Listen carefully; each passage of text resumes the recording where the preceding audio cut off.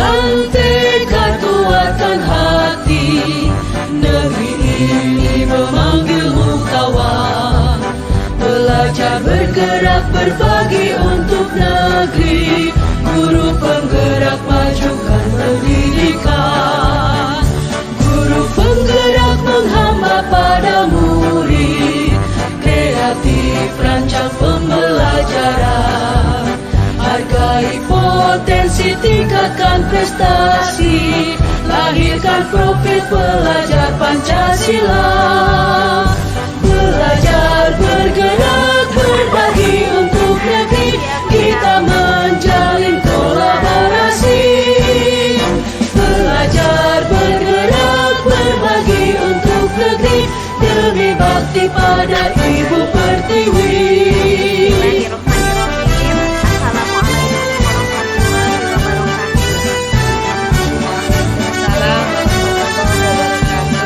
Bulatkan tekad kuatkan hati, negeri ini memanggilmu kawan.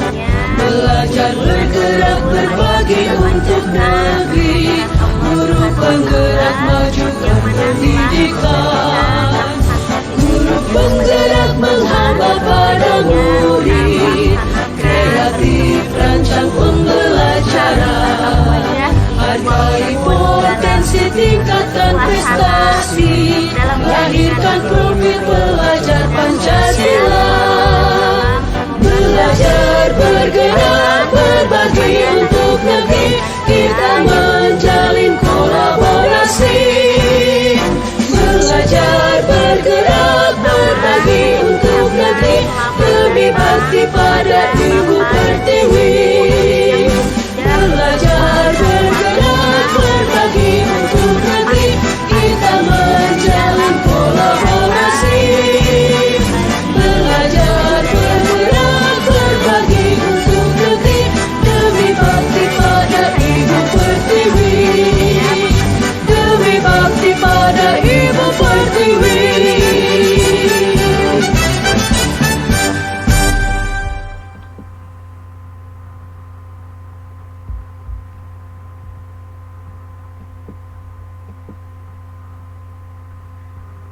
Punten Bapak dan Ibu, sudah terlihat? Sudah Bu, Sudah ada? Sudah. Iya, sebentar.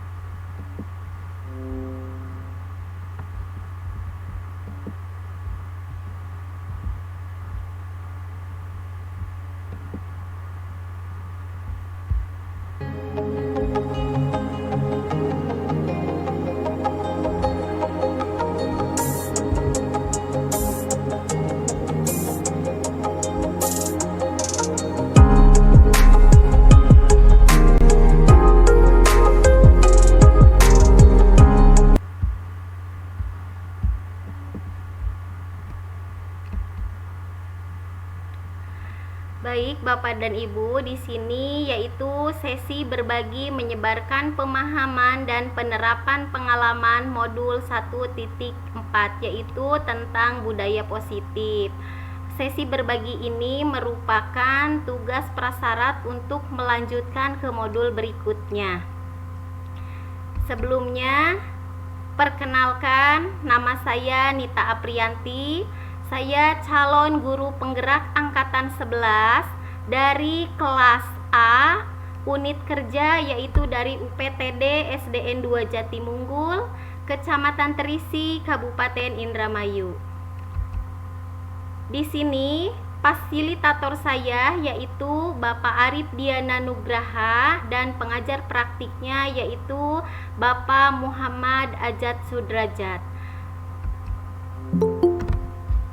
Sebelum saya lanjutkan, di sini saya meminta Bapak dan Ibu untuk menyebutkan satu kata yang menggambarkan diri Bapak atau Ibu. Boleh di kolom chat atau boleh disampaikan secara langsung. Silahkan Bapak dan Ibu menyebutkan satu kata saja yang mencerminkan Bapak dan Ibu.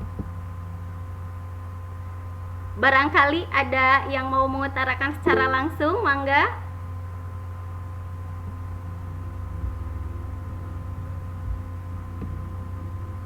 Ada? Itu saya udah raise hand, Ibu. Oh iya, mangga. Ibu Sri Agustin dipersilahkan. Satu kata yang menggambarkan diri Bapak atau Ibu. Dipersilahkan Ibu Sri Agustin terlebih dahulu. Semangat. Semangat. Apa alasan Ibu Sri memilih kata semangat? Agar kita bisa selalu melakukan kegiatan dari hati. Jadi kita harus semangat dulu itu, Ibu. Oh iya, terima kasih banyak Ibu Sri. Beri tepuk tangan untuk Ibu Sri. Selanjutnya di sini ada Ibu Linda Rahmawati. Kepada Ibu Linda Rahmawati silahkan. Satu kata yang menggambarkan diri dari Ibu Linda, apa? Assalamualaikum Bapak Ibu semuanya. Waalaikumsalam.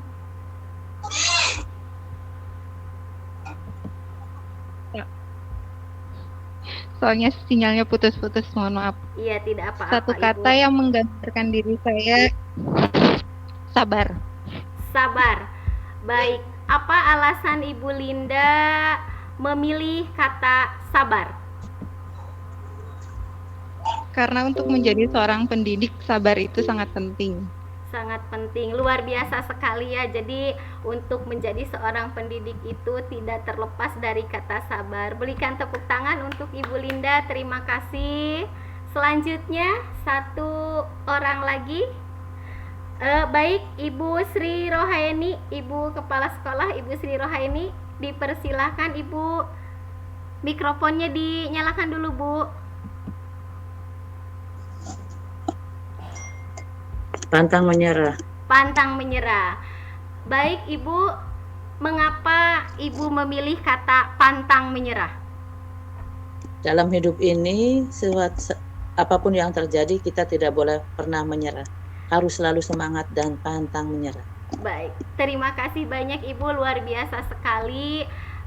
Kata-kata yang menggambarkan diri dari Bapak Ibu itu mudah-mudahan akan selalu menjadi motivasi kita dalam melaksanakan kegiatan sehari-hari.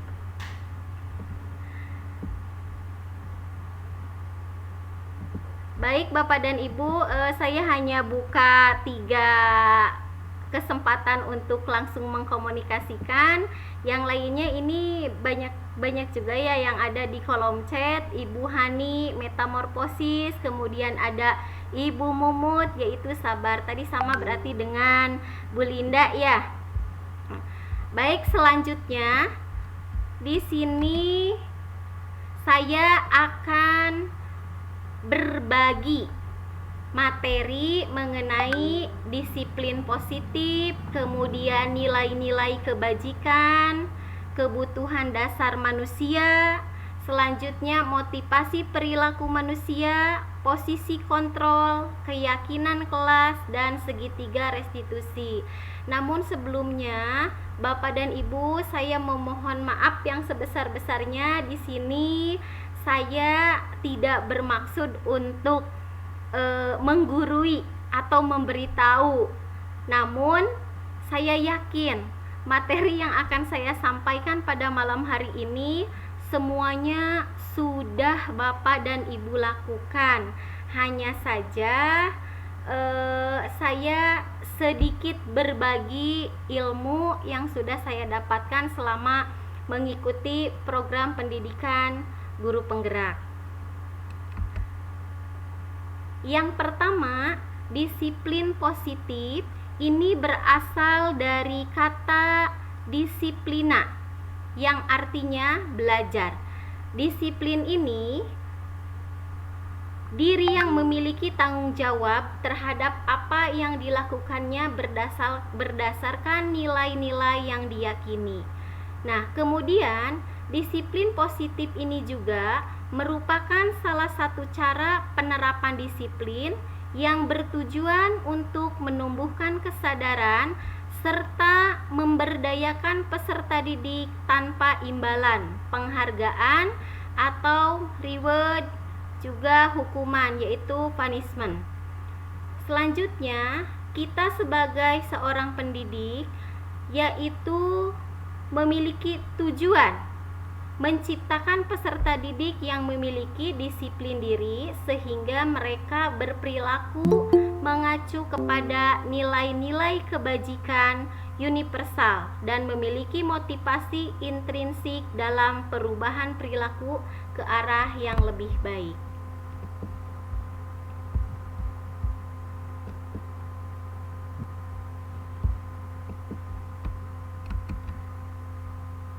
Selanjutnya yaitu nilai-nilai kebajikan. Bahwa nilai-nilai kebajikan itu merupakan sifat-sifat positif manusia yang merupakan tujuan mulia yang ingin dicapai setiap individu. Selanjutnya, bahwa setiap perbuatan itu pasti memiliki suatu tujuan. Dengan mengaitkan nilai-nilai kebajikan yang diyakini seseorang, maka motivasi intrinsiknya akan terbangun sehingga menggerakkan motivasi dari dalam diri untuk dapat mencapai tujuan mulia yang diinginkan. Dan nilai-nilai kebajikan universal ini meliputi beriman, bertakwa kepada Tuhan Yang Maha Esa, dan berakhlak mulia, mandiri, bernalar kritis, berkebinekaan global, bergotong royong, dan kreatif. Nah, di sini selanjutnya yaitu kebutuhan dasar manusia. Kebutuhan dasar manusia ini merupakan seluruh tindakan manusia yang memiliki tujuan tertentu. Semua yang kita lakukan adalah usaha terbaik kita untuk mendapatkan apa yang kita inginkan. Selanjutnya, ketika kita mendapatkan apa yang kita inginkan, sebetulnya saat itu kita sedang memenuhi salah satu dari kebutuhan dasar kita. Nah, kebutuhan untuk bertahan hidup, kemudian kebutuhan kasih sayang, kebutuhan rasa ingin diterima, kebutuhan kebebasan, kebutuhan kesenangan, dan penguasaan. Nah, ketika seorang murid melakukan suatu perbuatan yang bertentangan dengan nilai-nilai kebajikan atau melanggar peraturan, hal itu sebenarnya dikarenakan mereka gagal memenuhi kebutuhan dasar mereka.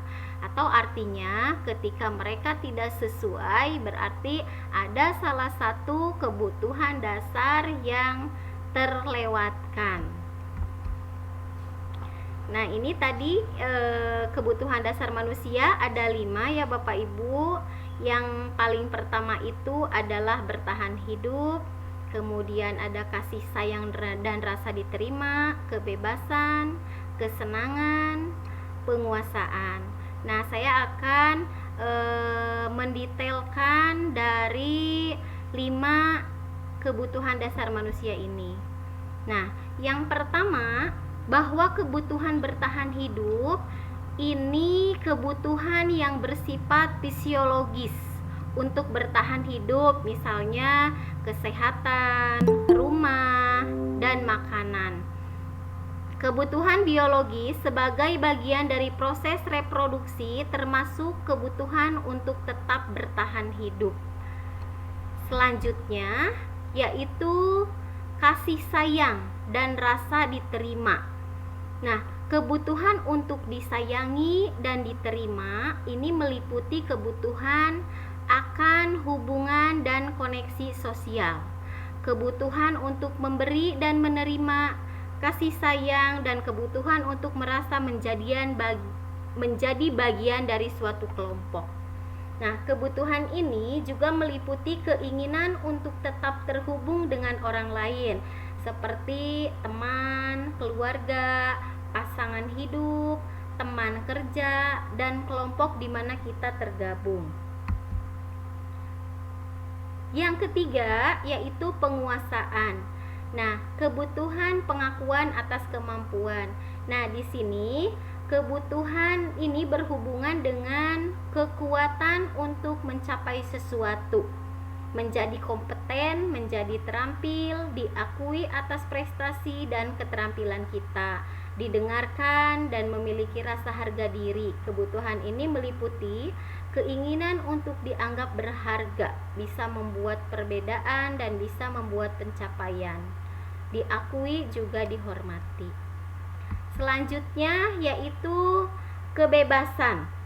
Nah, kebebasan ini merupakan kebutuhan untuk bebas, akan kemandirian, otonomi, memiliki pilihan dan mampu mengendalikan arah hidup seseorang.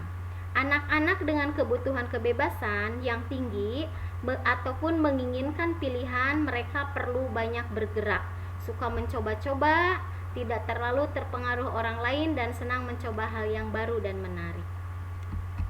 Dan yang terakhir, ini adalah kebutuhan akan kesenangan. Nah, biasanya kebutuhan akan kesenangan ini untuk mencari kesenangan seperti bermain dan tertawa. Nah, bayangkan saja ketika misalnya Bapak dan Ibu, jika hidup ini tanpa sesuatu hal yang menyenangkan, apa yang akan terjadi? Nah, kalau menurut saya betapa menyedihkan ya, karena saya yakin setiap orang pasti memiliki titik suatu kesenangan yang berbeda-beda. Jadi senangnya itu ada di poin yang seperti apa dan bagaimana itu akan berbeda dari setiap individu begitu. Nah, di sini selanjutnya motivasi perilaku manusia. Nah, motivasi perilaku manusia ini ada motivasi ekstrinsik dan motivasi intrinsik. Berarti ada motivasi dari luar dan dari dalam. Nah, untuk motivasi yang pertama yaitu dari luar. Artinya untuk menghindari ketidaknyamanan atau hukuman. Yang kedua, untuk mendapatkan imbalan atau penghargaan dari orang lain. Ini sama ya, jadi ketika kita melakukan sesuatu, kemudian kita berharap adanya penghargaan, nah itu masuk ke dalam motivasi ekstrinsik. Nah, selanjutnya kalau motivasi intrinsik itu yang ada pada diri kita, yaitu untuk menjadi orang yang mereka inginkan dan menghargai diri sendiri dengan nilai-nilai yang mereka percaya. Nah, selanjutnya di sini ada hukuman, ada konsekuensi, dan ada restitusi. Hukuman itu terjadi tidak terencana atau secara tiba-tiba. Kemudian murid tidak tahu apa yang akan terjadi, tidak dilibatkan. Selanjutnya bersifat satu arah. Kemudian berupa hukuman fisik atau psikis. Nah, itu ciri-ciri dari hukuman. Kemudian kalau konsekuensi itu biasanya terencana atau disepakati sesuai dengan peraturan. Kemudian murid tetap dibuat nyaman, sikap guru selalu memonitor murid. Nah, selanjutnya di sini ada restitusi. Nah, restitusi ini itu proses menciptakan kondisi bagi murid untuk memperbaiki kesalahan. Nah, proses kolaboratif yang mengajarkan murid untuk mencari solusinya sendiri. Nah, ini yang tadi sudah dibacakan ya Bapak Ibu, bahwa motivasi eksternal dan motivasi internal itu ada kategori identitas gagal. Nah, identitas gagal ini perilaku kontrol negatif, yaitu perilaku kontrol negatif diantaranya bahwa guru itu sebagai penghukum dan pembuat merasa bersalah. Nah, kemudian kalau identitas yang berhasil atau sukses, di sini ada perilaku kontrol positif. Di antaranya guru itu sebagai teman dan sebagai pemantau. Nah, kemudian motivasi dari diri yaitu sebagai manajer. Nah, ini contohnya guru berbuat menghardik, menunjuk-nunjuk, menyakiti, menyindir. Nah, itu berarti posisi gurunya sebagai penghukum. Nah, selanjutnya ada yang pembuat merasa bersalah, misalnya dengan berceramah menunjukkan kekecewaan yang mendalam. Nah, selanjutnya untuk posisi sebagai teman yaitu membuatkan alasan-alasan untuk murid-muridnya. Dan posisi sebagai pemantau menghitung dan mengukur. Jadi sesuai fakta atau data yang ada. Dan yang terakhir yaitu sebagai manajer, yaitu mengajukan pertanyaan-pertanyaan atau alasan-alasan mengapa bisa terjadi. Nah, ini contohnya ketika guru ada di posisi sebagai penghukum. Contohnya seperti ini Bapak Ibu. Kalau kamu tidak melakukannya, saya akan apa misalnya. Nah, kalau misalnya posisi gurunya sebagai pembuat rasa bersalah, maka dia akan mengatakan kamu sudah mengecewakan ibu atau bapak gitu. Nah, kalau posisi sebagai teman, lakukan untuk bapak dan ibu ya sudah, nanti bapak dan ibu akan bantu menyelesaikan, tapi jangan diulangi, misalnya seperti itu sebagai teman ya. Kemudian sebagai pemantau itu misalnya apa peraturannya, apa konsekuensi atau sanksinya, apa yang telah kamu lakukan, apa yang terjadi sekarang gitu. Nah, dan yang terakhir posisi sebagai manajer, misalnya apa yang kita yakini, kan kita sudah membuat keyakinan kelas bahwa di kelas itu harus seperti apa. Kalau kamu meyakininya, kamu memperbaikinya bagaimana, seperti itu. Nah, maka dari hasil posisi kontrol yang tadi, kalau kita sebagai penghukum, maka hasilnya itu ya anak-anak biasanya akan memberontak ya, bahkan kadangkala ada yang dendam gitu. Nah, kemudian kalau misalnya hasil dari pembuat rasa bersalah, maka biasanya akan menyembunyikan ya, atau anak-anak itu cenderung ke berbohong. Nah, kalau misalnya sebagai teman, sebetulnya nanti mereka ketergantungan juga gitu. Kemudian kalau sebagai pemantau, yaitu menyesuaikan bila diawasi. Nah, kalau misalnya posisi kita sebagai manajer, maka itu akan lebih menguatkan karakter dari siswanya. Ini masih sama ya, lanjutan dari yang tadi. Nah, di sini ada forum diskusi. Bapak Ibu boleh mikrofonnya dinyalakan. Silahkan mikrofonnya dinyalakan sebelum dilanjutkan.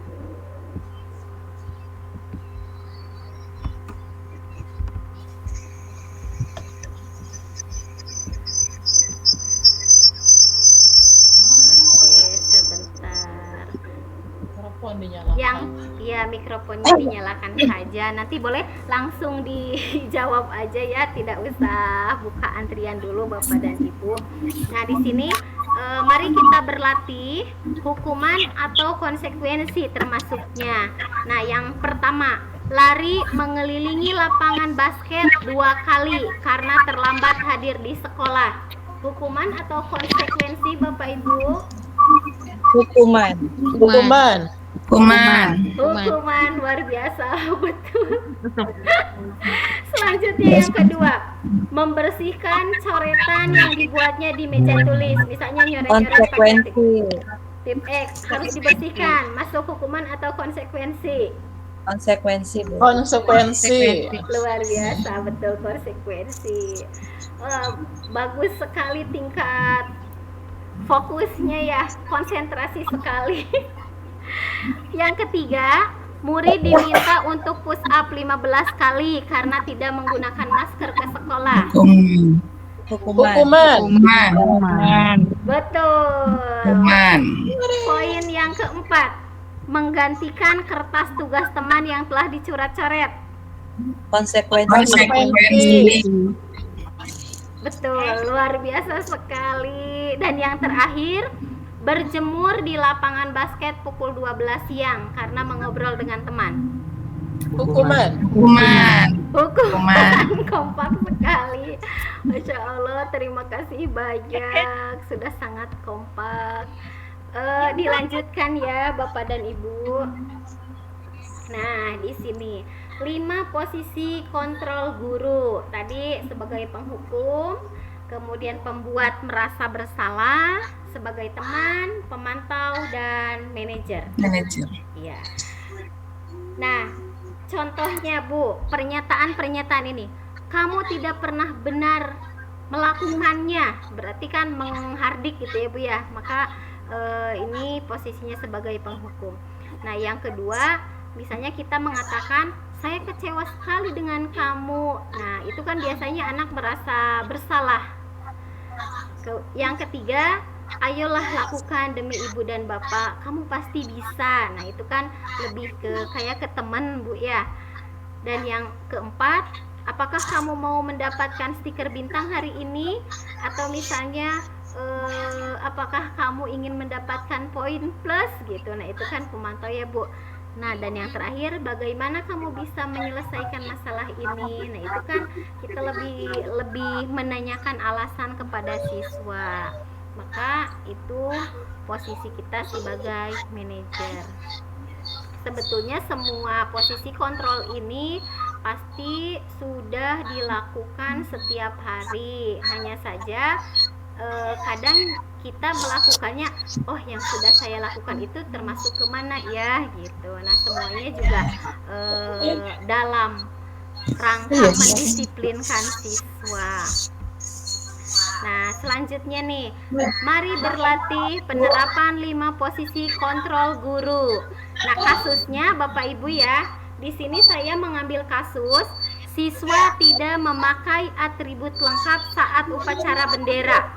Nah, yang pertama, berapa kali ibu atau bapak harus memberitahu kamu selalu saja mengecewakan ibu? Berarti posisinya sebagai apa, Bu? Membuat merasa bersalah. Luar biasa, betul. Yang kedua, ayo dong ikuti aturan sekolah, tolong bantu ibu ya. Ya sudah, tidak apa-apa, lain kali jangan sampai berbuat seperti ini lagi ya. Nah, posisinya berarti sebagai apa, Bu? Teman, betul. Yang ketiga, hormat pada bendera selama 1 jam. Penghukum. Yang keempat, apakah kamu tahu kesalahanmu? Kira-kira bagaimana kamu memperbaiki kesalahanmu?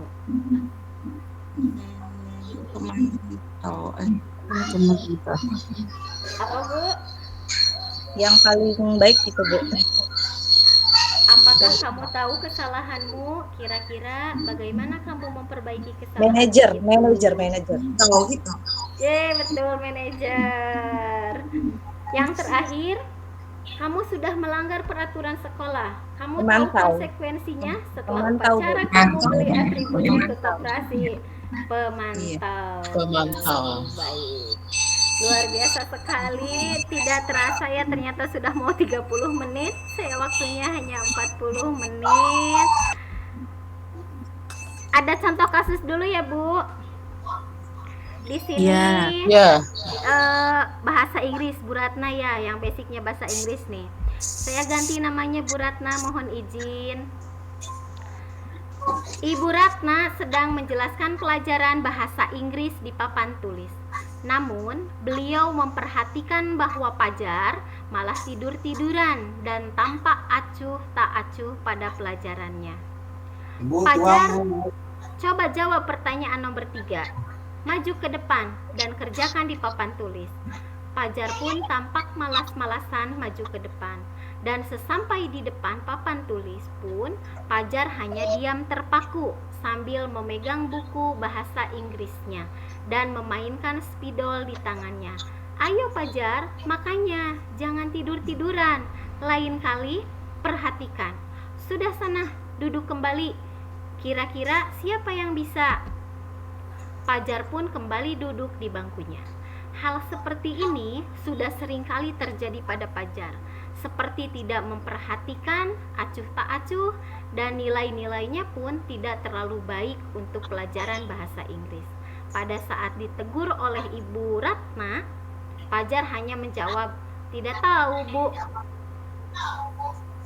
Ibu Ratna pun menjawab lirih, "Gimana kamu Fajar? Kamu tidak kasihan sama ibu ya? Ibu sudah capek-capek mengajarkan kamu. Tidak kasihan sama ibu." Dan Fajar pun diam membisu. Nah, dari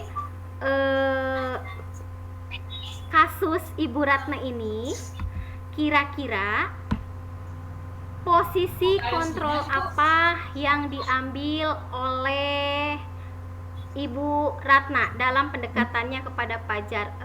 Saya minta raise hand ya Bu, yang menjawab perwakilan satu orang. Posisi kontrol apa yang diambil oleh Bu Ratna dalam pendekatan kepada Fajar kira-kira? Posisi pembuat merasa bersalah. Oke, kalau Ibu Sri Ibu Sri Agustin apa Bu? posisi pembuat merasa bersalah. Posisi Karena- pembuat merasa bersalah.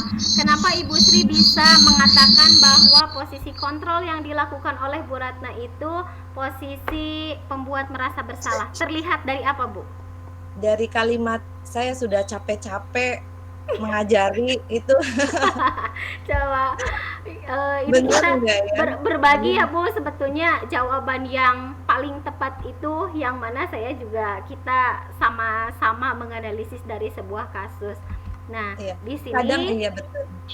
Nah, ternyata pembuat merasa bersalah lebih dominan ke pembuat merasa bersalah karena terlihat dari kata-kata ayo Fajar, makanya jangan Iya. tidur-tiduran. Ya Bu ya, Jadi itu ya. dalam Lain kali dalam perhatikan. satu kasus ada beberapa posisi kontrol. Iya, tidak mesti satu begitu Bu ya. Betul. Oke. Lanjut ke pertanyaan kedua. Membaca sikap Fajar, kira-kira kebutuhan apa yang diperlukan oleh Fajar? Ayo, silahkan. Ibu siapa? Nomor 2.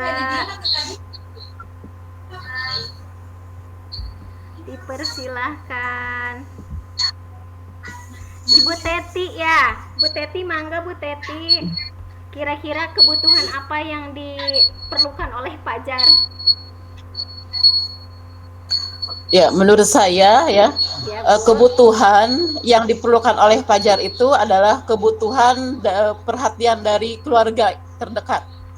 Jadi Berarti keluarga terdekat itu kan mempengaruhi perilaku daripada Fajar itu sendiri. Berarti kasih sayang. kasih sayang Kasih Bu ya? sayang, kurang kasih sayang. Kasih sayang. Oke, baik kita lihat. Nah, kebutuhan yang diperlukan Fajar yaitu kebutuhan kasih sayang dan diterima ya, Bu. Oke, ya intinya mah butuh kasih sayang lah seperti itu. Betul, luar biasa sekali Ibu Teti, terima kasih banyak. Selanjutnya pertanyaan yang ketiga.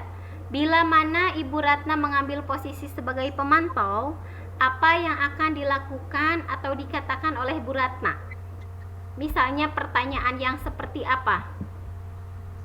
Mangga, siapa ya yang sudah raise hand? Ayo. Menanyakan mungkin apa yang membuat Boleh Bu Teti, bagaimana nah kira-kira nih kalau misalnya Bu Ratnanya itu posisi sebagai pemantau, kira-kira apa yang akan Bu Ratna katakan kepada Fajar, Bu?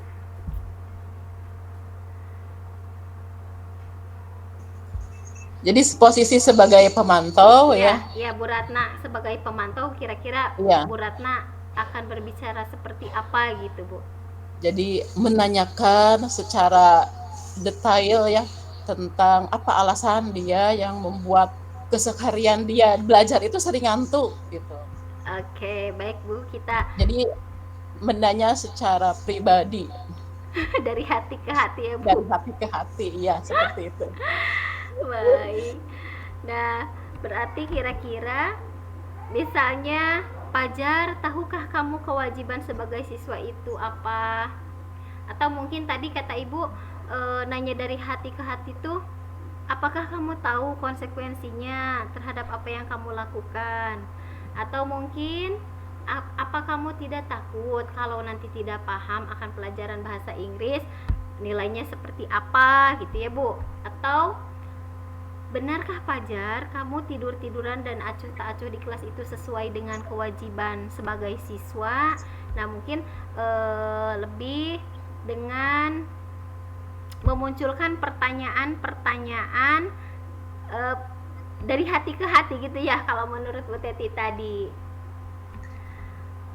Oke, lanjut ke pertanyaan yang keempat.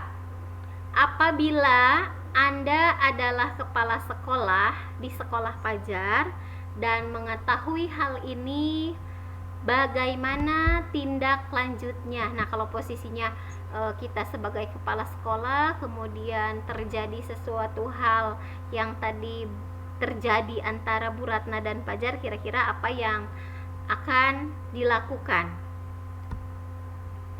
Mangga, Bu, siapa yang mau mewakili? Ibu Sri Agustin, mangga. Sepertinya Ini sudah aja, Bu. siap. Pakai segitiga restitusi. Oke. Pakai segitiga restitusi. Bisa dijelaskan, Bu?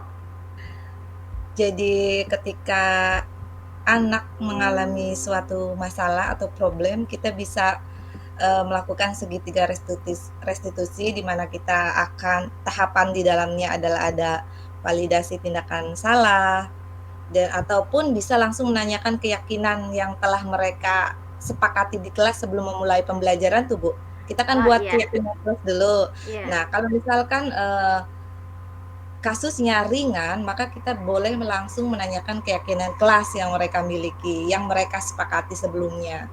Karena sesungguhnya keyakinan kelas kan istilahnya itu merupakan motivasi intrinsik dari dalam yang sudah mereka yakini. Jadi keyakinan dari dalam yang tidak ada terpengaruh oleh yang lain. Kalau misal keyakinan dari ekstrinsik, maka keyakinan tersebut tentu akan bisa berubah-ubah gitu, Ibu. Iya, terima kasih banyak. Misal guru dan kepala sekolahnya bisa melakukan coaching tuh, Bu, untuk supervisi akademik untuk memecahkan masalah kasus dari Fajar tersebut gitu. Iya, baik. Terima kasih. Akan menjadi bahan masukan ya, Bu. Terima kasih banyak untuk kasus Bu Ratna dan Fajar ini. Nah, sebetulnya salah satu dari sekian banyak jawaban ya, Bu. Mungkin kita juga bisa mencari tahu latar belakang. Home visit ya, Bu? Iya, home visit. Jadi latar belakang siswa latar belakang Fajar itu seperti apa sehingga di sekolahnya seperti itu kan tidak terlepas dari lingkungan di rumahnya gitu ya. Nah, itu bisa dengan melakukan home visit. Nah, kemudian selain itu juga kita melakukan bimbingan gitu ya secara intensif dengan siswa tersebut karena kita sebagai fasilitator atau memfasilitasi lah gitu.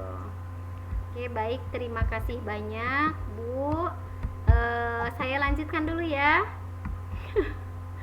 Nah, di sini selanjutnya itu keyakinan kelas. Nah, dalam pembentukan keyakinan kelas ini bersifat abstrak, kemudian berupa pernyataan yang universal, yang umum, dibuat dalam pernyataan positif, kemudian sedikit saja agar mudah diingat, sesuai dengan kondisi kelas dan sekolah, dan semua warga sekolah harus dilibatkan pada saat membuat keyakinan kelas. Nah, misalnya keyakinan kelas yang pertama harus ibadah tepat waktu. Kalau misalnya ada pelaksanaan sholat berjamaah di sekolah, kemudian harus sopan dan santun, menghargai guru dan teman, datang ke sekolah tepat waktu gitu. Nah, sebetulnya keyakinan kelas ini itu sangat sederhana sekali, namun kadangkala kalau terlalu banyak juga kan siswa lupa gitu. Jadi sebetulnya tips dan trik untuk membuat keyakinan kelas ini adalah yang mudah diingat, singkat, padat, dan jelas begitu. Saya rasa kalau untuk keyakinan kelas, Bapak dan Ibu semuanya juga pasti sudah membuat di awal tahun pelajaran itu pasti sudah membuat keyakinan kelas untuk misalnya 1 semester ke depan atau 1 tahun ke depan. Nah, selanjutnya di sini yaitu segitiga restitusi.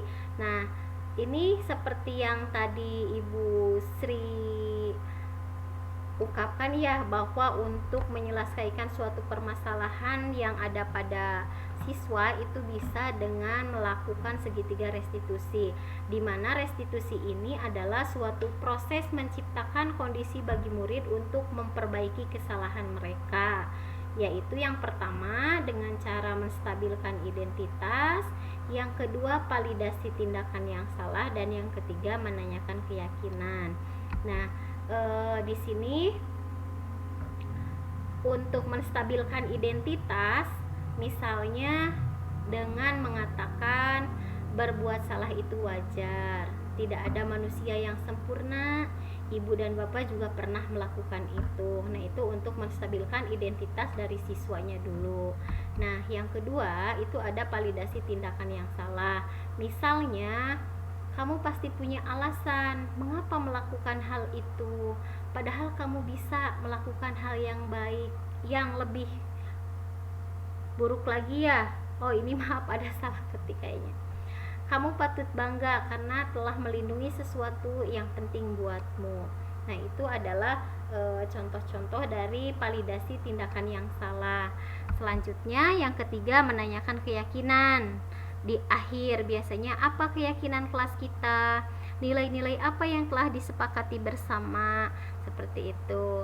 Nah, Bapak dan Ibu, saya sudah melaksanakan segitiga restitusi dalam menghadapi siswa yang biasanya kalau di tingkat SD itu banyak berantemnya gitu ya, Bu. Nah, saya mohon koreksi juga, mohon tanggapan dari Bapak dan Ibu dari apa yang saya lakukan dalam segitiga restitusi ini.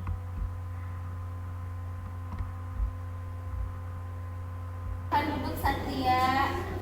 Bapak dan Ibu, mohon maaf ini videonya suaranya terdengar tidak, Pak Bu? Terdengar, Bu? Terdengar? Dengar, Bu. Terdengar ya.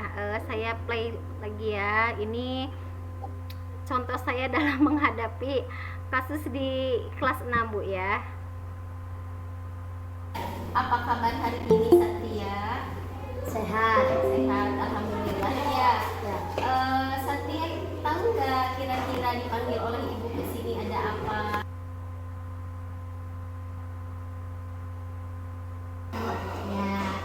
Jadi Satria dipanggil oleh ibu karena ada yang ingin ibu sampaikan. Ya. Satria ada masalah apa di kelas kira-kira?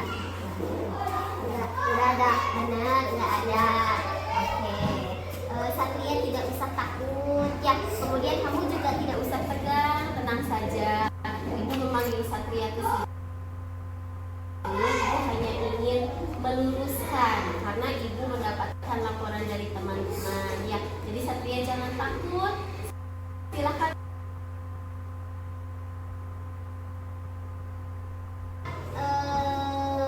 Bicarakan ke ibu sebetulnya ada apa, karena ibu mendengar katanya Dapak menangis. Betul.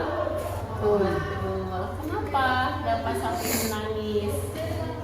Bapak tidak mau bekerja sama. Oh, Dapanya tidak mau bekerja sama. Lalu apa yang Satria lakukan kepada Dapa?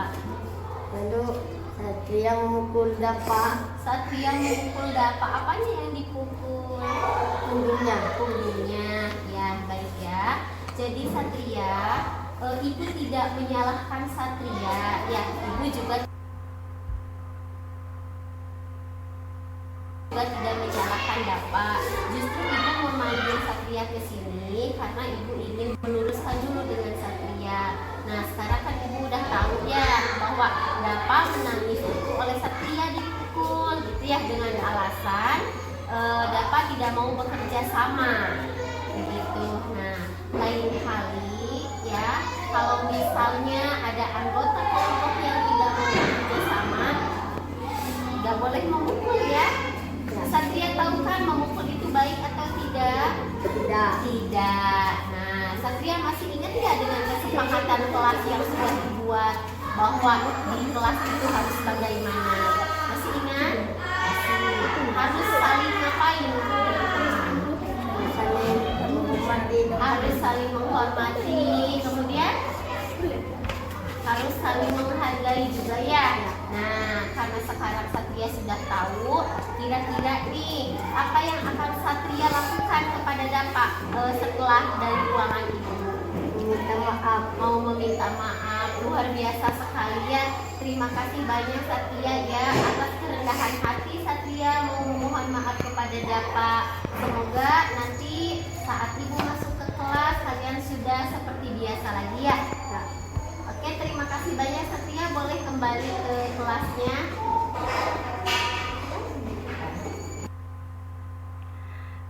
Baik, Bapak dan Ibu, itu contoh penerapan segitiga restitusi yang pernah saya lakukan.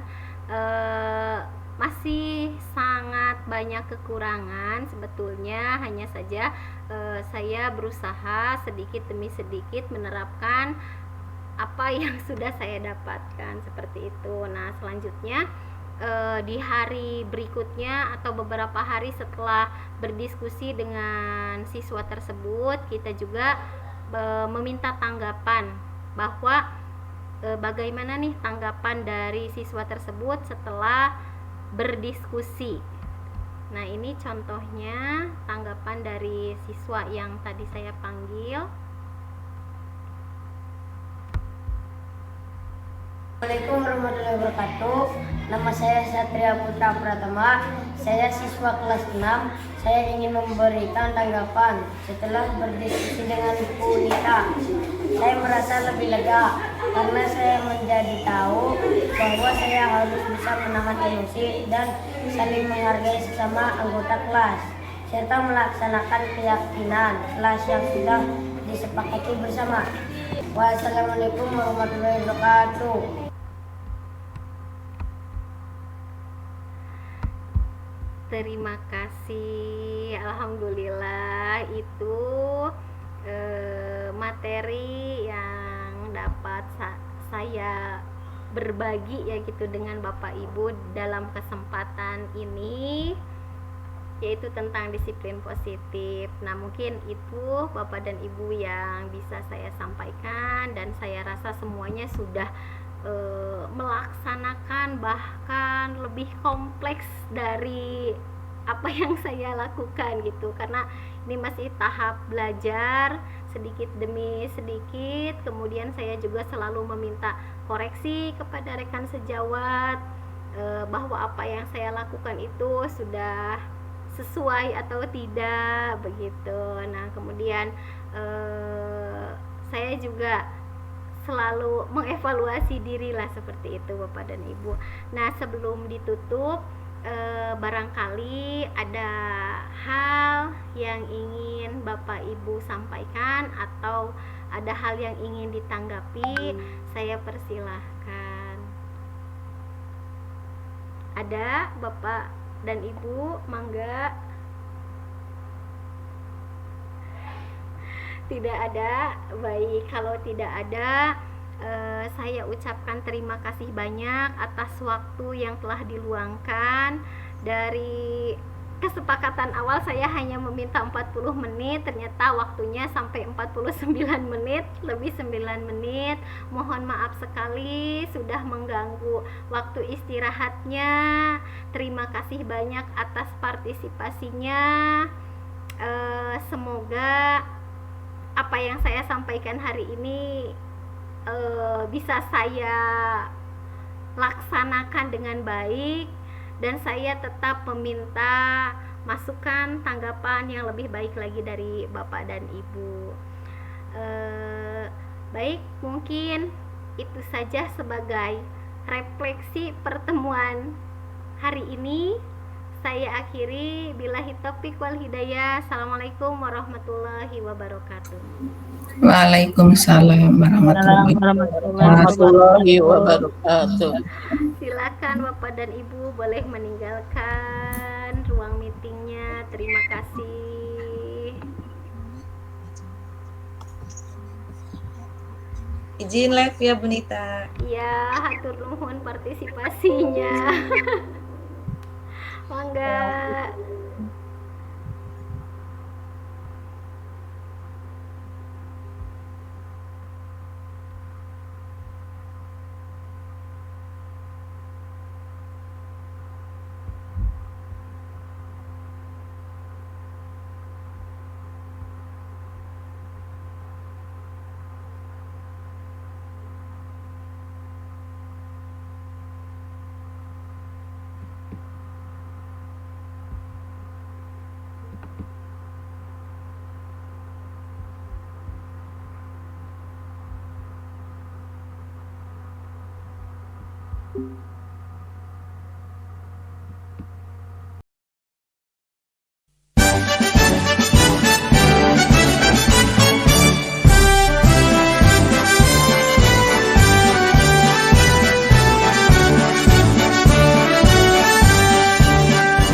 Bulatkan tekad, kuatkan hati, negeri ini memanggilmu kawan.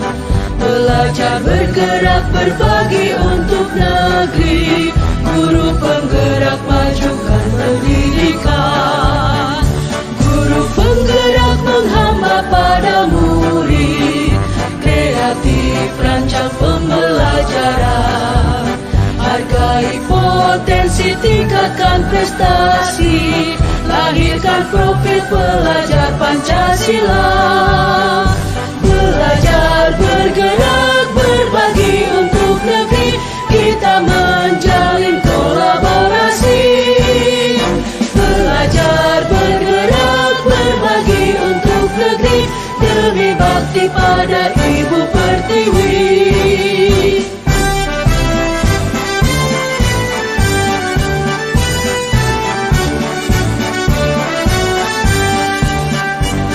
Bulatkan tekad, kuatkan hati, negeri ini memanggilmu kawan. Belajar, bergerak, berbagi untuk negeri, guru penggerak majukan pendidikan.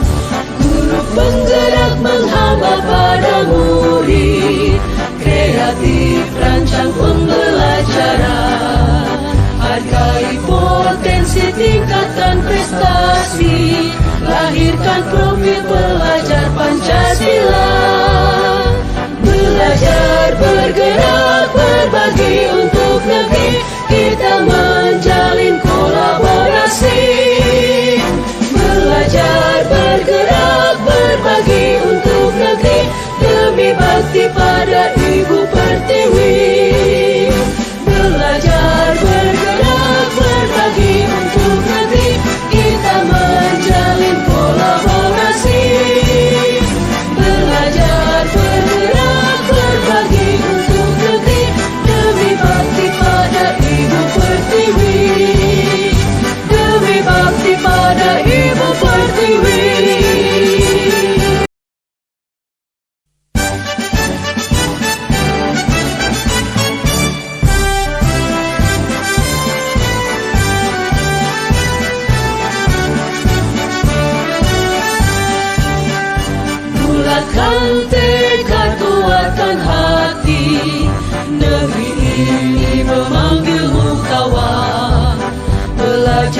penggerak berbagi untuk negeri, guru penggerak majukan pendidikan, guru penggerak menghamba pada murid, kreatif rancang pembelajaran, hargai potensi, tingkatkan prestasi, lahirkan profil pelajar Pancasila.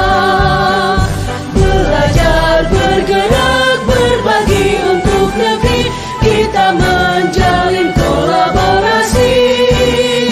Belajar, bergerak, berbagi untuk negeri, demi bakti pada Ibu Pertiwi. Duduk Satria. Apa kabar hari ini Satria? Sehat. Sehat, alhamdulillah ya. Satria tahu nggak kira-kira dipanggil oleh ibu ke sini ada apa? Tidak tahu. Ya. Jadi Satria dipanggil oleh ibu karena ada yang ingin ibu sampaikan. Ya. Satria ada masalah apa di kelas kira-kira? Enggak ada. Benar, nggak ada. Oke. Satria tidak usah takut ya. Kemudian kamu juga tidak usah tegang, tenang saja. Ibu memanggil Satria ke sini, ibu hanya ingin meluruskan karena ibu mendapatkan laporan dari teman-teman ya. Jadi Satria jangan takut. Silakan coba Satria bicarakan ke ibu sebetulnya ada apa, karena ibu mendengar katanya Dapa menangis, betul? Betul. Kenapa Dapa sampai menangis? Bapak tidak mau bekerja sama. Oh, Dapanya tidak mau bekerja sama. Lalu apa yang Satria lakukan kepada Dapa? Lalu Satria memukul Dapa. Satria memukul Dapa. Apanya yang dipukul? Punggungnya. Ya, baik ya. Jadi Satria, ibu tidak menyalahkan Satria, ya. Ibu juga tidak menyalahkan Dapa. Justru ibu memanggil Satria ke sini karena ibu ingin meluruskan dulu dengan Satria. Nah, sekarang kan ibu udah tahu ya bahwa Dapa menangis itu oleh Satria dipukul, gitu ya, dengan alasan Dapa tidak mau bekerja sama, begitu. Nah, lain kali ya, kalau misalnya ada anggota kelompok yang tidak mau bekerja sama, nggak boleh memukul ya. Satria tahu kan memukul itu baik atau tidak? Tidak. Nah, Satria masih ingat nggak dengan kesepakatan kelas yang sudah dibuat bahwa di kelas itu harus bagaimana? Masih ingat? Harus saling ngapain? Harus saling menghormati, kemudian harus saling menghargai juga ya. Nah, karena sekarang Satria sudah tahu, kira-kira nih apa yang akan Satria lakukan kepada Dapa setelah dari ruangan ibu? Minta maaf. Mau meminta maaf. Luar biasa sekali ya. Terima kasih banyak Satria ya atas kerendahan hati Satria mau memohon maaf kepada Dapa. Semoga nanti saat ibu masuk ke kelas kalian sudah seperti biasa lagi ya. Oke, terima kasih banyak Satria, boleh kembali ke kelasnya.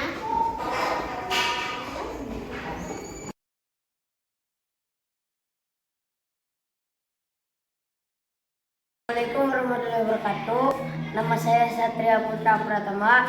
Saya siswa kelas 6.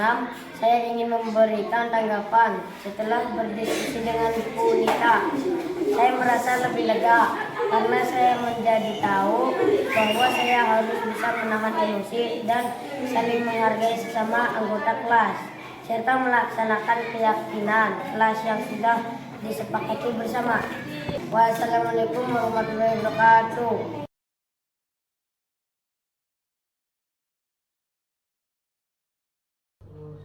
Assalamualaikum warahmatullahi wabarakatuh. Perkenalkan, nama saya Sri Agustin, guru kelas 4 dari UPTD SD Negeri 2 Jatimunggul, selaku rekan sejawat Ibu Nita Aprianti, calon guru penggerak angkatan 11. Saya akan merefleksikan kegiatan seri berbagi budaya positif. Saya merasa senang dan antusias sekali dalam kegiatan tersebut, karena kegiatan seri berbagi dapat menambah pengetahuan bagi saya, khususnya pada konsep budaya positif. Mudah-mudahan dengan mengikuti kegiatan pendidikan guru penggerak, Bu Nita memberikan warna baru di SD Negeri 2 Jatimunggul. Semangat terus Bu Nita. Wassalamualaikum warahmatullahi wabarakatuh.